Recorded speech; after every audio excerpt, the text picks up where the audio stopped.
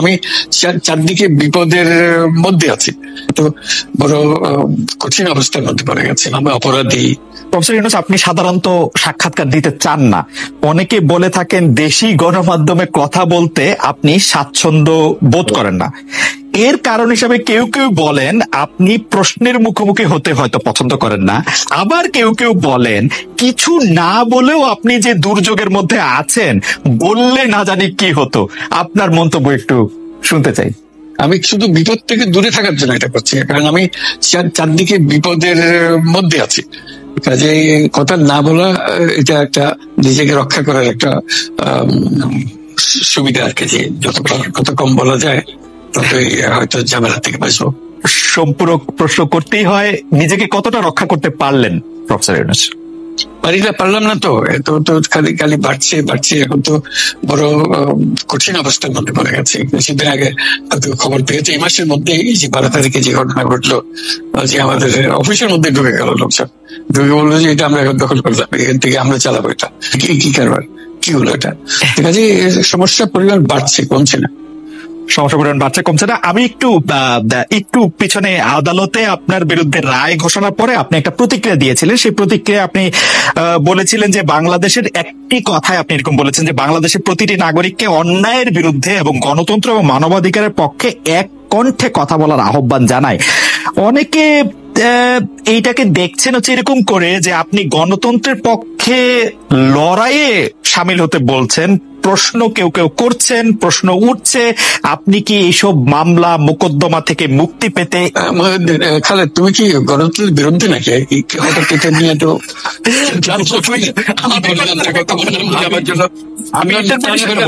তুমি তো বলে তুমি বলতে আমিও তো আছি, বলতে হচ্ছে কেন? আমি সেটাই বলতেছি, কাজে আমরা কেউ গণতন্ত্রের বিপক্ষে না, সবাইকে স্মরণ করিয়ে দেওয়া যায় আমরা সবাই গণতন্ত্রের পক্ষে, মানবাধিকারের পক্ষে, আমরা ন্যায় নীতির পক্ষে, রুল অফ লর পক্ষে।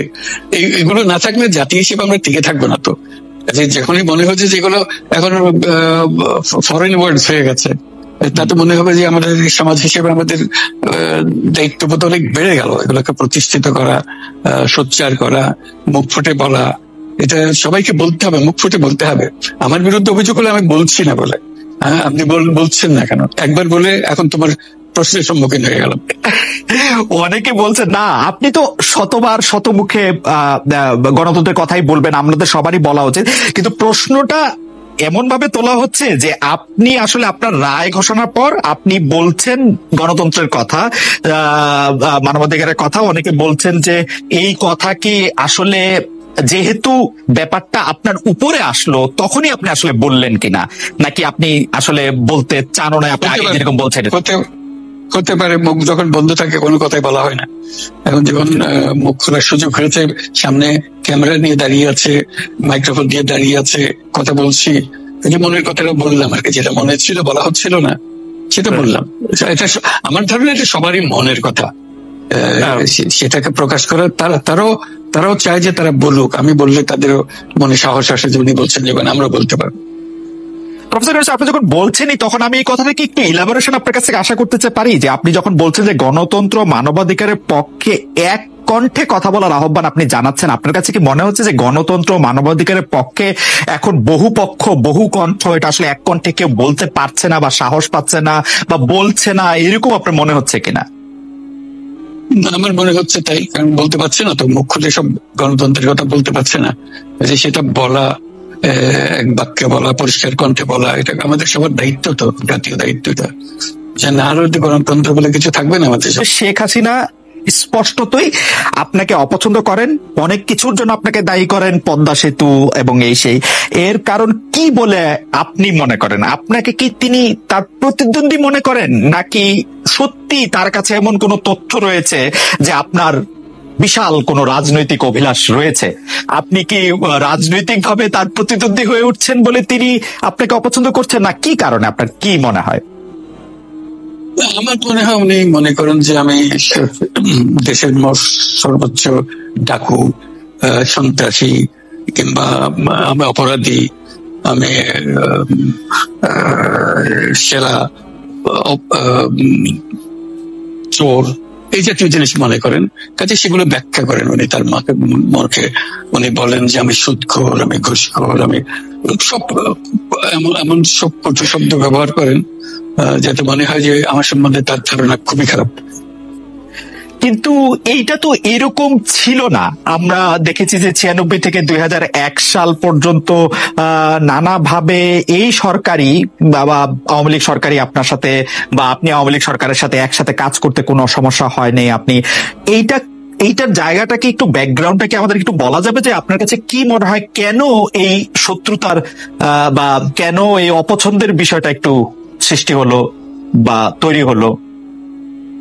যেই হোক, এটা আমার তরফ থেকে হয়নি। আমি তাকে যথাভাব শ্রদ্ধা করে নিয়ে গেছিলাম আমাদের মাইক্রোক্রেডিট সামিটে ওয়াশিংটন ডিসিতে। আমাদের প্রধান অতিথি করে নিয়ে গেছি, সবাই সম্মান করেছে। কারণ এই মাইক্রোক্রেডিটটা তখন পৃথিবীর সামনে আসছে, বড় আকারে আসছে, এবং এটা বাংলাদেশের অবদান হিসেবে সবাই স্বীকৃতি দিচ্ছে। ওয়াশিংটনে দুনিয়ার সেরা যারা সবাই উপস্থিত ছিলেন, তার মধ্যে আমরা ওনাকে নিয়ে গেছিলাম এই জন্য যে বাংলাদেশের পক্ষ থেকে এই গৌরবটা যেন তিনি আমাদের পক্ষ হয়ে গ্রহণ করেন। উনিও রাজি হয়েছেন, উনিও গেছেন, করেছেন। কাজে এটা স্বাভাবিকভাবে এই সম্পর্ক থেকে যাওয়ার কথা ছিল, কিন্তু কি কারণে এটা ঘাটতি হতে আরম্ভ করলে বুঝতে পারলাম না। কিছুদিন পর থেকে ওনার আচরণ এবং তার শব্দ পরিবর্তন হতে আরম্ভ করলো। এমন পরিবর্তন হলো এখন আমাকে চোট বদমাইশ ছাড়া আর কোনো বিষয়ে উনি মনে করেন বলে মনে হয় না আমার কাছে। আসলে এটা নিয়ে কথা বলাটা একটু বিব্রতকরই, কিন্তু কেউ কেউ এটা বলে থাকেন যে বিশেষ করে যে 2007 সালে যে 111 সরকার আমরা যাকে বলি, তাদের যে বিরাজনীতিকরণের একটি চেষ্টা, সেই চেষ্টার মধ্যে আপনার অংশগ্রহণ আছে কিনা। যদিও বারবার বলা হয় যে আপনি আসলে সেই ক্ষমতাটা দখল করতে চেয়েছিলেন, অথচ আমরা উল্টা শুনেছি, আপনার মুখেও শুনেছি, যারা ওই সময় কৌশলভ ছিলেন তাদের মুখেও শুনেছি যে আপনাকে আসলে অফার করা হলো, আপনি সেটি ফিরিয়ে দিয়েছিলেন। কিন্তু কেউ কেউ আবার বলে থাকেন আপনি এটা লম্বা সময়ের জন্য চেয়েছিলেন। এইটি কি একটা কোনো কারণ হতে পারে? এই ব্যাপারটিকে আমাদের দর্শকদের জন্য মানে বা ইয়েদের জন্য একটু আপনি পরিষ্কার করবেন যে আপনি আসলে রাষ্ট্রের সর্বোচ্চ ক্ষমতায় বা রাজনীতির জায়গায়, দেশ পরিচালনায়, সেগুলিতে আপনি আসলে আসতে চেয়েছিলেন কিনা, চান কিনা, বা ওই জায়গা থেকে যদি চাইতাম তখন যখন মিলিটারি আমার বাসায় এসে বসে রইল সারা রাত আমাকে রাজি করানোর জন্য, আমি তো লুফে নিতাম। রাজি করানোর জন্য বসে থাকতে হবে কেন? আমি যদি ক্ষমতাই চাইতাম বলে আজ চলেন কি করতে, কি কোন জামাটা পড়তে হবে দেখিয়ে দেন, এখনই যাচ্ছে। আমি তো সেটা করিনি। তাদের সঙ্গে তর্ক করেছি, সারা রাত ধরে তর্ক করেছে যে না ভাই আমাকে দিয়েন না, আমি এই কাজের উপযুক্ত না, আপনারা অন্য লোক খোঁজেন। তারা আমার উপরে মন ঠিক করে ফেলেছে আমাকে নিতে হবে। আমি বারে বারে বলতেছি তাদেরকে, তারা নিরাশ হয়ে ফিরে গেল, বললো যে সকালবেলায় আবার আসবো, সকালবেলায় আসলে তখন আপনি আমাদেরকে বলেন যে রাজি আছেন। আমি বলছি না, সকালবেলা আসলে একই কথা পাবেন। কারণ আমি তো এটা এমন কিছু না যে মনের মধ্যে সন্দেহ রেখে দ্বন্দ্ব রেখে আপনাদের কাছে, অত্যন্ত পরিষ্কার ভাবে আপনাদের কাছে বলছি। ঠিক আছে, তা না হলে তো আমি সঙ্গে সঙ্গে রাজি হয়ে যেতাম। কে ছাড়ে যে আপনাকে দেশের পুরো সরকারের প্রধান হবার জন্য আহ্বান জানাচ্ছে? বাংলাদেশে এরকম কয়জন মানুষ আছে বলো যে না আমি এই দায়িত্ব গ্রহণ করব না? আমি তো করলাম সেটা। এখন আমার নামে বলা হচ্ছে 10 বছর চেয়ে, আমি বছর দিয়ে প্রশ্নই ওঠে না। প্রশ্ন হচ্ছে আগামীকাল সকালবেলা আপনি শপথ গ্রহণ করবেন, এই কথা। আমি বলছি না, করবো না। তারপরে এরপরে তো কয় বছর কয় কাণ্ড। আমি 10 বছর দিয়ে কি করবোটা কি? আমি 10 বছর দিয়ে আমি তো বলছি আমি এই কাজের জন্য নই। দেশে আমার দেশ পরিচালনা করা আমার দায়িত্ব না, আমার কাজ না। আমি জানি না এটা কিভাবে করতে হয়, আমি যেটা জানি সেটা করি। Make sense. আপনার মেয়ে মনিকা ইউনুস সম্প্রতি একটি সাক্ষাৎকার দিয়েছেন CNN এ। সেখানে আমি তাকে একটু যদি অনুবাদ করি তাহলে সেরকম করতে পারবো যে আমি তাকে উদ্ধৃত করছি যে কোনো এক সময় প্রধানমন্ত্রী শেখ হাসিনা ও ডক্টর ইউনুস একসঙ্গে কাজ করেছেন। আমি আশা করি সেই সময়টা আবার ফিরে আসুক, শুধু গ্রামীণ কিংবা সংশ্লিষ্ট সব প্রতিষ্ঠানগুলোর ভালোর জন্যই নয়। যদি তারা আবারও একসঙ্গে কাজ করেন তাহলে সেটা চমৎকার হবে। এই মনিকা ইউনুসের এই আশা কি আপনারও মানে একই রকম আশা কিনা? যে এটা কি এখন আমার জন্য করা যাচ্ছে না যে আমি নারাজ করতে চাই না? তুমি ভাবখানা এমন করতে চাও, আমি আপত্তি করছি, আমি কাজ করতে চাই না। আমাকে যে বললাম জোর বদমাইশ করে রেখেছে, সেখানে কাজ করার কথাই উঠছে না। আমার নাম উঠলেই ওনার রাগ উঠে যায়। আমাকে সুৎখোর না বললে ওনার মন তৃপ্ত হয় না। আমাকে চুবিয়ে না ডুবালে, পদ্মা নদীতে আমাকে চুবিয়ে না ডুবালে ওনার মনে শান্তি আসে না। ঠিক আছে, আমি কি করে বলবো? ওনাকে বলতে তো হবে, ওনাকে যদি কিছু বলতে হয়।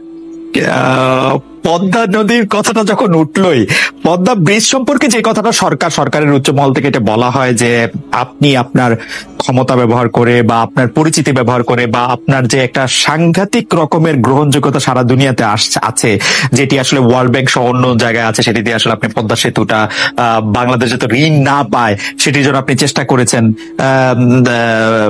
এই ব্যাপারটা নিয়ে কি আপনি একটু কিছু বলবেন যে এটা আপনার বিরুদ্ধে একটা অভিযোগ? কি বলবো, এটা বলো, এটা হাস্যকর একটা কথা মুখ থেকে বলে ফেললো চোর ডাকাতের মতো, এটাও আরেকটা বলে ফেললো, এটাই সত্য হয়ে গেল। আমরা যে বারে বারে বিবৃতি দিলাম তখন এটা প্রশ্নই ওঠে না। আমরা বাংলাদেশের নাগরিক হিসেবে আমরা গৌরবান্বিত যে এই পদ্মা সেতুর উপরে আমরা একটা সেতু বানাতে পারবো, এটার জন্য আমরা সবাই চাই। এটা তো বিরোধিতা করার তো প্রশ্নই ওঠে না। কেন বিরোধিতা করবো? দেশের একটা বড় রকমের ঘটনা ঘটতে যাচ্ছে, সেটা তো আমরা সবাই সমর্থন করেছি। বলেই চললেন। এখন একজনে বলে